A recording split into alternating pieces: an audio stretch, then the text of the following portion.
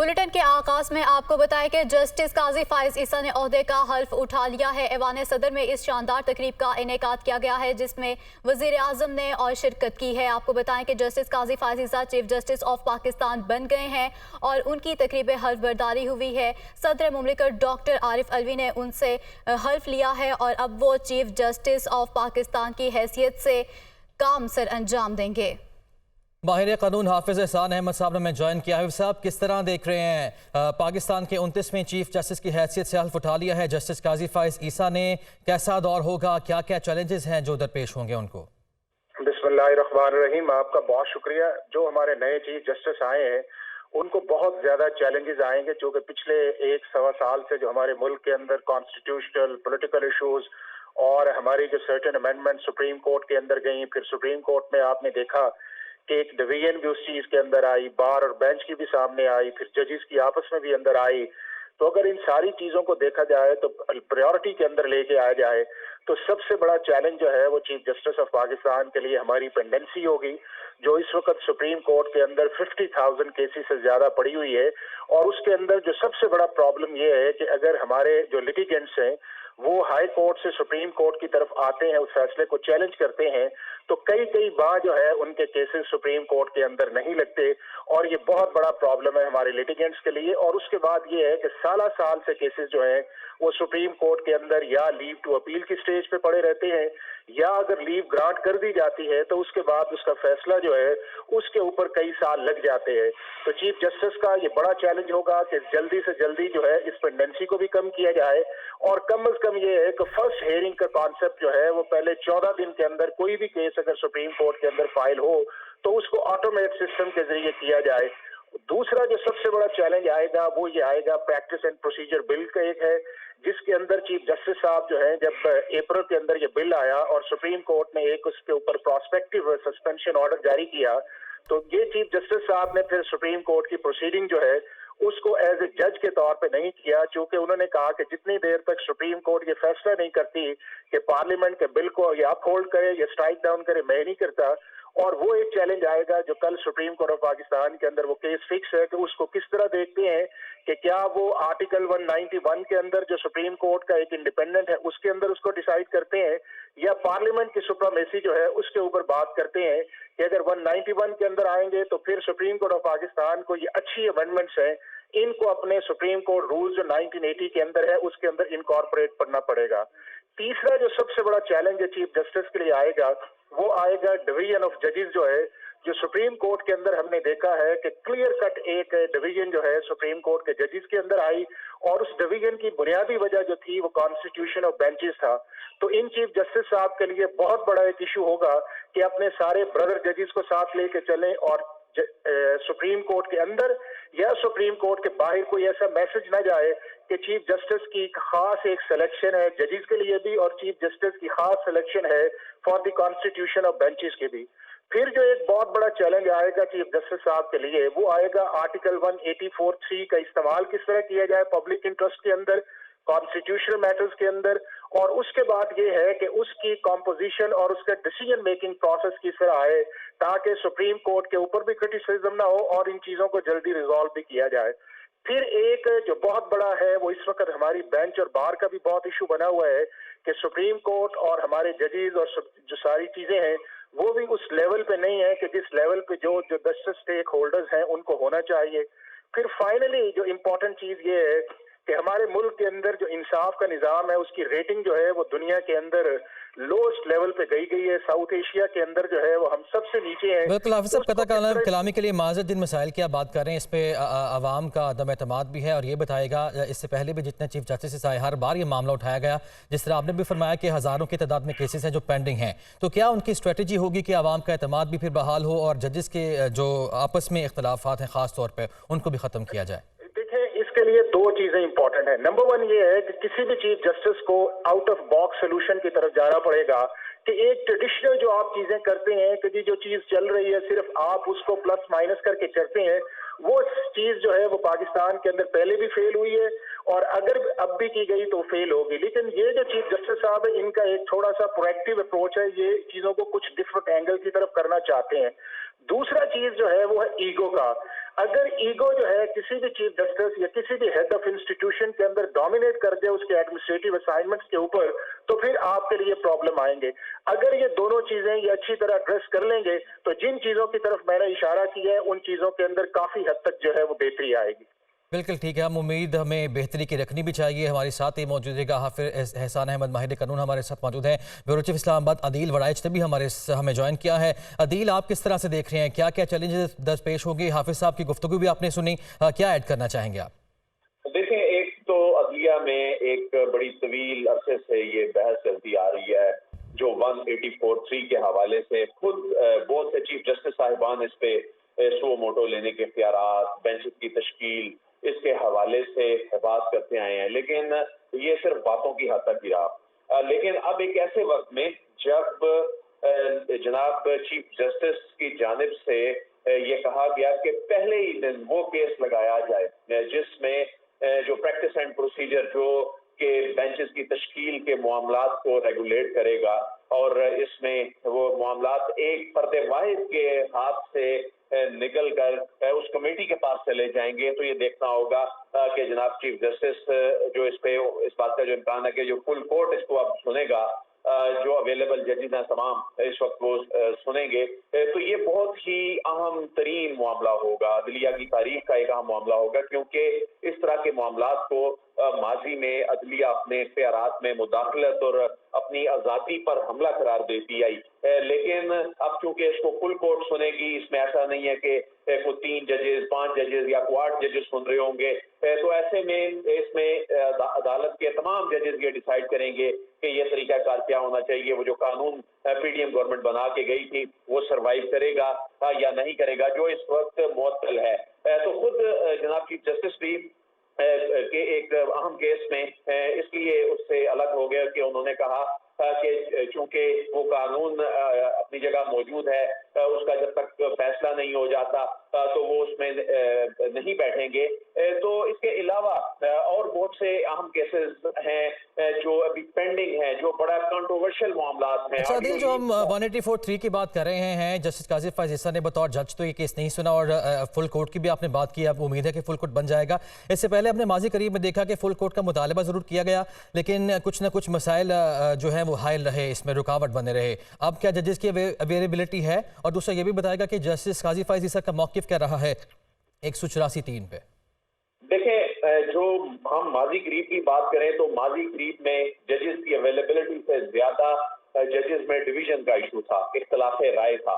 अगरचे इख्तलाफ राय जो है वो इसमें कोई ऐसी बुरी चीज नहीं है, लेकिन वो इख्तलाफ राय इस हद तक चला गया था कि सियासी जमातों ने उसका फायदा उठाना शुरू कर दिया था और केसेस में जाकर उन्हीं पॉइंट्स के ऊपर उनको पॉलिटिकल रंग देने की कोशिश की थी। 184(3) के हवाले से और इस तरह के जो मामला थे कॉन्स्टिट्यूशन ऑफ बेंचेस के हवाले से, इसमें बड़ा वाजे जनाब जस्टिस काजी फैज ईसा का पॉइंट ऑफ व्यू रहा है और वो इन चीजों की हौसला अफजाई नहीं करते जिस तरह के अभी माजी करीब में जिस तरह के मामलात टेकअप किए जाते रहे अदालतों में और जिस तरह से बेंचेस बनते रहे। और हमने देखा कि जस्टिस काजी फैज ईसा को एक तो उस वक्त कुछ यानी जज साहिबान और वो जो एक कहा जा रहा था जी के डिवीजन की वजह से भी उनको बेंचेस से अलग रखा गया, कुछ उन्होंने खुद भी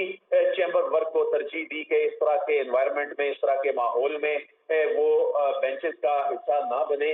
तो ऐसे में जो एक अहम मामला, एक तो केसेस के हवाले से हम देखेंगे आने वाले दिनों में कुछ मामला सुप्रीम जुडिशल काउंसिल में भी इस वक्त पेंडिंग है और वो जुड़े हैं उन केसेस से जो अभी तक पेंडिंग है। फिर एक कमेटी बनी जिसमें खुद जनाब जस्टिस काजी फैज ईसा थे और उस मामले पे भी सुप्रीम कोर्ट का फैसला जो उसमें एक पार्शियल उसमें एक वो आया, एक उसमें मुकम्मल तौर पर वो डिसाइड नहीं हुआ। ऑडियो लीक्स का जो मामला है वो अभी डिसाइड होना बाकी है और उसकी जो इम्प्लीकेशंस हैं, उसका जो इम्पैक्ट है वो बहुत से जज साहिबान पर आ सकता है।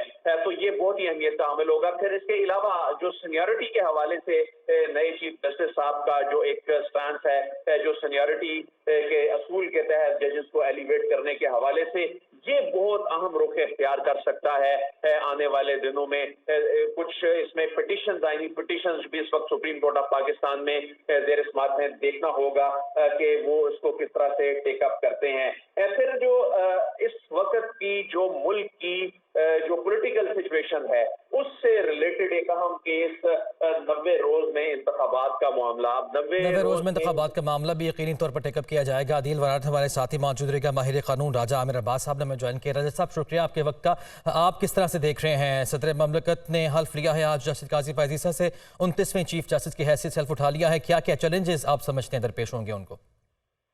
देखिए, काजी साहब को जो सबसे बड़ा चैलेंज मैं समझता हूँ कि अवाम की तरफ देखना होगा, और अवाम जिस कसम पुरसी की हालत में है, ये जो पिछले 1.5-2 साल से हुआ है, अवाम के साथ खिलवाड़ के, महंगाई और ये चीजें जो इतनी बढ़ गई हैं, इसको देखना होगा कि इसकी वजूहात क्या है। इसकी वजूहात क्या मुल्क में इंस्टेबिलिटी है, और किसी भी तरीके से उस इंस्टेबिलिटी को ख़त्म करने की तरफ उनको इक़दाम लेने होंगे कि ऐसे फैसले हों कि जिससे मुल्क में एक ये इंस्टेबिलिटी ख़त्म हो, और जो असल इश्यूज हैं अवाम की इकोनॉमिक कंडीशंस, उसको बढ़ाया जाए।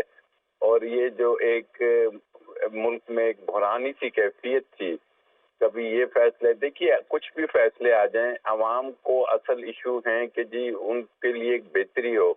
तो काजी साहब को देखना है कि जी जो फंडामेंटल राइट्स की बात होती है, सबसे बड़ा फंडामेंटल राइट तो इंसान का या अवाम का ये है कि उसको और उसके बच्चों को लाइवलीहुड मिले। और ये वो चीजें हैं जो काजी साहब की तरफ के सामने होंगी। पिटीशंस में फैसला करते वक्त उन्होंने देखना है कि आईने पाकिस्तान क्या कहता है, और ये जो पिछले चंद अच्छा राजा आमिर अब्बास साहब, जिन मामलात का आप जिक्र कर रहे हैं पहले भी इससे हाईलाइट होते रहे हैं, तो क्या समझते हैं, क्या स्ट्रेटजी अपनाना होगी कि इस दफ़ा ये मामला थोड़े से डिफरेंट तरीके से कोई हल हो जाए? देखिए जी, असल में तो काजी साहब को देखना होगा कि जी एक तो मैं समझता हूँ उनके दौर में हमें सुप्रीम कोर्ट में वो जो एक ग्रुप बंदी बनी हुई थी या धड़ाबाजी शुरू हो गई थी, वो खत्म होती हुई नजर आएगी। नंबर 2, आइन की में जो कुछ दर्ज है उसको स्ट्रिक्टली फॉलो अगर किया जाए तो मैं समझता हूँ कि उसी में एक बेटरमेंट का रास्ता है। और अगर दोबारा से नजरिए ज़रूरत को अडॉप्ट किया जाएगा तो फिर वो कोई परमानेंट सोल्यूशन नहीं होगा। और दुनिया की नज़रों में पाकिस्तान की जो हैसियत इस वक्त है, या हमारे दुश्मन हमारा मजाक उड़ा रहे हैं, इन चीज़ों को सामने रखते हुए वो स्ट्रिक्टली आईने पाकिस्तान को फॉलो करते हुए मुझे नजर आएंगे। और अवाम का जो अदलिया पे ये भी एक चैलेंज होगा कि जो एक उनका भरोसा खत्म हो चुका है, वो भरोसा, वो एतमाद उनको बहाल करना चाहिए। और अगर वो इसमें कामयाबी हासिल करते हैं कि अवाम का अदलिया पे एतमाद आ जाता है और उन्हें नजर आता है कि जी अदलिया वाकई ही इंसाफ और आइन के मुताबिक फैसले कर रहे हैं, तो यकीनी तौर पर मुल्क में बेहतरी नजर आएगी हमें। अच्छा राजा साहब, जिन मसाइल की आप बात कर रहे हैं इनमें और इख्तलाफात की आपने बात की, जजेस के अंदर जो इख्तलाफ है 183 पे है, 184.3 पे हमने देखा कि इख्तलाफात सामने आए थे। इस मामले को अगर टेकअप करते हैं तो ये किस रुख इख्तियार करता हुआ दिखाई देता आपको? देखिए, इस मामले को टेकअप करें, फुल कोर्ट बनता है तो जो भी फुल कोर्ट का विजडम है और आईने पाकिस्तान के तनाजुर में कि आईने पाकिस्तान की स्पिरिट क्या है। आईने पाकिस्तान ने अगर 184.3 में इख्तियारात दिया हुआ है सुप्रीम कोर्ट को सो मोटो का और ओरिजिनल जुरिस्डिक्शन का, तो उस जुरिस्डिक्शन को ये मिल के बैठ के तय कर सकते हैं कि कब और कैसे इस्तेमाल करना है, और क्या जो सियासी इश्यूज हैं उसमें क्या अदालतों को इस कदर असरअंदाज होना चाहिए कि जो पार्लियामेंट के और सियासतदानों के काम हैं वो भी अदालतों में आ रहे हैं। और पार्लियामेंट की बालादस्ती अपनी जगह पे बिल्कुल होनी चाहिए। अब चूंकि पार्लियामेंट नहीं है इस वक्त मौजूदा दौर में, तो ऐसे वक्त में उन्होंने को कुछ फैसले बड़े स्ट्रिक्ट करने होंगे कि जी इलेक्शंस के हवाले से उन्हें देखना होगा कि जी क्या इस मुल्क में इलेक्शंस टाइम पे होते हैं? अगर टाइम तो हम देखें तो वाकई 90 डेज वाला तो मुझे नहीं लगता कि कोई अचीव करना इतना आसान काम है। अगर 90 डेज में नहीं होते तो फिर कब होते? ये एक बहुत बड़ा चैलेंज है इलेक्शंस का। और फिर काजी साहब को ये भी देखना होगा कि जी जो जजेस की ये तकरीरी होती है वो किस बुनियाद पे होती है, कि क्या सीनियरिटी का अगर प्रिंसिपल है तो फिर जो ऊपर नीचे से लोगों को अपनी मन पसंद से लाया गया पिछले दौर में उसे कैसे खत्म किए जाते हैं। 60,000 के करीब लोगों के केसेस हैं कि जो कि बदल लोग हैं, सुप्रीम कोर्ट में लोग केस ही फाइल नहीं करते, जी यहाँ तो नंबर ही नहीं आना। ये वो इश्यूज हैं कि जो काजी साहब को वो चैलेंजेस हैं कि जो पेश आएंगे, लेकिन काजी साहब मेरे ख्याल में काफी हद तक इन चीजों को देख के और अच्छे फैसले देंगे। अच्छे फैसले देंगे, यही उम्मीद रखनी भी चाहिए। माहिर कानून राजा आमिर अब्बास हमारे साथ मौजूद रहिएगा। मोहम्मद इमरान इस्लामाबाद से हमारे नुमाइंदे भी हमारे साथ मौजूद हैं। इमरान, सुप्रीम कोर्ट के कल मनाजिर क्या होंगे? अहम मामला भी टेकअप किया गया चीफ जस्टिस की जानिब से। इमरान, आप सुन पा रहे हैं? इमरान गालिबन हमारे साथ मौजूद नहीं है। ब्यूरो चीफ इस्लामाबाद अदील वड़ाइच हमारे साथ मौजूद। अदील, यही सवाल आपसे, कल अहम केस भी टेकअप किया है चीफ जस्टिस पाकिस्तान की जानिब से, किस तरह से देख रहे हैं, क्या उसमें होने जा रहा है? देखिए, कल इसमें अब इस बात का इम्कान है कि फुल कोर्ट इसमें बैठेगी और ये केस टेकअप होगा और ये ज्यादा तवील भी चलता नजर नहीं आ रहा, क्योंकि इसके हवाले से उनका एक असूली मौक़िफ़ भी है कि आगे से जो प्रोसीडिंग चलनी है ये मामला पहले तय हो और उसके बाद फिर जनाब चीफ जस्टिस और उनके एक और साथी जज ने केस की प्रोसीडिंग के दौरान इसी को जवाब बनाया और वो बेंच से अलहदा हो गए। तो ऐसे में ये प्रायोरिटी का मामला लगता है और कल से ही एक बड़ा मुतहर्रिक अदालती जो बाब है उसका आगाज होता दिखाई दे रहा है और उसी केस का जो नतीजा होगा उसकी बुनियाद पे ये तय हो जाएगा कि अगले अदालती मामला फिर कैसे चल रहे हैं, क्योंकि जब इख्तियारात फर्द वाहिद के हाथ में होते हैं कि तो सूरत हाल डिफरेंट होती है। जब कॉन्स्टिट्यूशनल बेंचेस के मामले पे इस पे सुप्रीम कोर्ट ऑफ बिल्कुल अदील, हमारे साथ ही मौजूद है। इमरान से हमारे राब्ता जो है बहाल हुआ है। इमरान, कल क्या समाअत होने जा रही है सुप्रीम कोर्ट में? एक तो supreme court practice and procedure bill का मामला टेकअप किया है, उसके अलावा भी कोई समाअतें हैं सुप्रीम कोर्ट में कल? जी, चूंकि अब नए चीफ जस्टिस के तौर पर जस्टिस काजी फाइज ईसा ने हल्फ ले लिया है, तो जो नई काज लिस्ट है कमिंग वीक की वो अभी जारी होना है और काजी फाइज ईसा बतौर चीफ जस्टिस नए बेंचेस का वो तश्कील देंगे। प्रैक्टिस एंड प्रोसीजर बिल जो है इससे मुतल्लिक केस काफी अहमियत का हामिल है, क्योंकि इस पर गुज़श्ता चीफ जस्टिस की सरबराही में बेंच ने इस पर हुक्म इम्तना दिया था और ये हुक्म इम्तना बाद में जब अटॉर्नी जनरल की जानिब से बेंच को ये बताया गया था कि इस कानून पर नजरसानी की जा रही है और कुछ तब्दीलियां मुतवक्के हैं। ये चीजें चीफ जस्टिस साबिक chief justice Umar Ata Bandial on record कह चुके हैं जब मिलिट्री कोर्ट्स के हवाले से केस में काजी फाइज ईसा साहब को बेंच का हिस्सा बनाया गया था। तो उस वक्त काजी फाइज ईसा साहब ने प्रैक्टिस एंड प्रोसीजर बिल के केस का हवाला देते हुए खुद को बेंच से अलग कर लिया था और उन्होंने कहा था कि जब तक वो इस प्रैक्टिस एंड प्रोसीजर बिल पर फैसला नहीं हो जाता तब तक वो समझते हैं कि जो आज खुद नोटिस या इस तरह के आईनी मामला पर केसेस हैं वो उस पर बनाए जाने वाले तमाम बेंचेस जो है वो कानून से मावरा हैं। और इसके बाद जस्टिस उमर अता बंदियाल की जानिब से ओपन कोर्ट में ये कहा गया था कि शायद हमारे मुअज़्ज़िज़ कुलीग को ये मालूम नहीं है कि attorney general of Pakistan court में ये यकीन दहानी करा चुके हैं कि प्रैक्टिस एंड प्रोसीजर बिल पर हुकूमत नजरसानी करने जा रही है और कुछ चीजें जो है उन पर रिव्यू किया जाएगा, जिसके बाद प्रैक्टिस एंड प्रोसीजर जो बिल है इसको इस पर जो हुक्म इम्तना था उसको एक्सटेंड कर दिया गया था। और अब ये देखने में आया है कि जब जस्टिस उमर अता बंदियाल का कोर्ट में आखिरी दिन था तो उस वक्त पहली जो काज लिस्ट जारी हुई, हालांकि इस पर अभी तक कोई बेंच तश्कील नहीं दिया गया, लेकिन काज लिस्ट जो काजी फाइज ईसा साहब की जानिब से जारी की गई थी वो प्रैक्टिस एंड प्रोसीजर बिल की है और तवक्को ये की जा रही है कि इस पर लार्जर बेंच या फुल कोर्ट बनाया जा सकता है। अच्छा और इमरान, इस बेंच टाइम- फुल कोर्ट बनाया जा सकता है या लार्जर बेंच होगा, इससे पहले हमने देखा इसी मामले पे भी और इससे जो दीगर अहम मामला थे, जो बेंच की तश्कील का मामला था वो भी खासा ज़ेर बहस रहा, उस पर इख्तलाफ भी सामने आया। तो अब क्या फिर मुशावरत से बेंच बनेगा या चीफ जस्टिस साहब ही अनाउंस करेंगे बेंच को?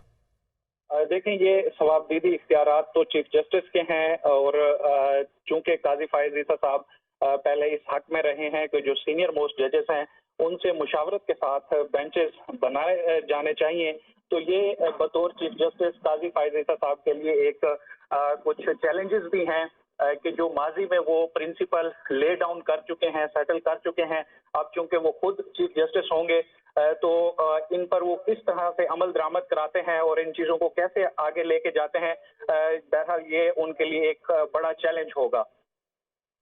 बिल्कुल ठीक है। कामरान मुर्तज़ा साहब माहिर कानून ने भी ज्वाइन किए। कामरान साहब शुक्रिया आपके वक्त का। आप किस तरह से देख रहे हैं नया अदालती दौर, एक नया चीफ जस्टिस? देखिए, ये बहुत बड़े इम्तहान है काजी साहब के लिए इसमें आने वाले वक्त में। इस वक्त जो उनको विरसे में मिली है, एक तकसीम शुदा सुप्रीम कोर्ट मिली है या तकसीम शुदा जुडिशरी मिली है, तो सबसे पहला इम्तहान जो है उनके लिए बतौर चीफ जस्टिस के उनको सबको यकजा करके और साथ लेके चले। कि किसी जज का रिटायर हो जाना वो तो उसके चले जाने की निशानी है, मगर तमाम बाकी रिमेनिंग जो जजेस हैं वो अपने अपने ओहदों पे बतौर जज बरकरार हैं। तो उनके दरमियान तकसीम खत्म करना, भले वो माजी में किसी तरफ भी रहे हैं, उनका झुकाव, ये सबसे बड़ा जो है इम्तहान होगा। और अगर ये सुप्रीम कोर्ट जो अगर ये अपने दरमियान डिवीजन को खत्म कर पाती है और ये तासुर खत्म हो जाता है कि यहाँ पे कोई तकसीम की बुनियाद पे फैसले होते हैं, तो मेरा ख्याल है ये कामयाबी होगी। यहाँ पे हर एक को जो है ये एतमाद होना चाहिए कि किसी भी बेंच में कोई भी मामला कहीं भी लगे तो फैसला जो है वो दस्तूर के मुताबिक, कानून के मुताबिक आएगा, किसी बेंच की मंशा के मुताबिक नहीं आएगा। अगर वो इसमें कामयाब हो गए तो ये उनकी बतौर चीफ जस्टिस से कामयाबी होगी। और अगर इसमें कामयाब ना हो पाए तो जिस तरह पाकिस्तान पहले जो है बहुत बड़े मसाइल का शिकार है, वो शायद वो मसाइल चलते बिल्कुल, हम यही उम्मीद रखते हैं कि वो कामयाब हो जाएं। बहुत शुक्रिया माहिर कानून कामरान मुर्तज़ा हमारे साथ मौजूद थे। माहिर कानून राजा आमिर अब्बास ने भी ज्वाइन किया, अदील वड़ाई इस्लामाबाद से, और मोहम्मद इमरान हमारे साथ मौजूद थे। आप दोनों का भी शुक्रिया अदा करेंगे। आपको बताएं कि लाहौर में एंटी करप्शन की टीम ने साबिक वज़ीर आला परवेज़ इलाही को जिला कचहरी में पेश कर दिया है। चौधरी परवेज़ इलाही की पेशी के मौके पर जिला कचहरी में सख्त सिक्योरिटी के इंतजामात हैं। इसी पर बात करने के लिए हमारे साथ मौजूद है मोहम्मद अशफाक। अशफाक, अपडेट कीजिए इस बारे।